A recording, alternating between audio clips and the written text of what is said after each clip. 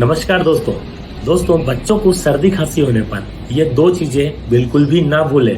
पहली बात, जब भी बच्चों को सर्दी खांसी हो तो बच्चों को गुनगुना पानी ही पिलाएं, क्योंकि गुनगुना पानी आयुर्वेद में कफ शामक बताया गया है, वो शरीर में कफ को कम करता है। और दूसरी चीज कि जब भी बच्चों को सर्दी खांसी हो तो बच्चे की छाती पर और उसकी पीठ पर तिल का तेल या सरसों के तेल की मालिश जरूर करें, क्योंकि तिल का तेल गर्म होता है जो कफ को कम करता है और वायु को शांत करता है। तो अगर आप दो चीजें नहीं भूलेंगे तो आपके बच्चे की सर्दी खांसी जल्दी ठीक होगी।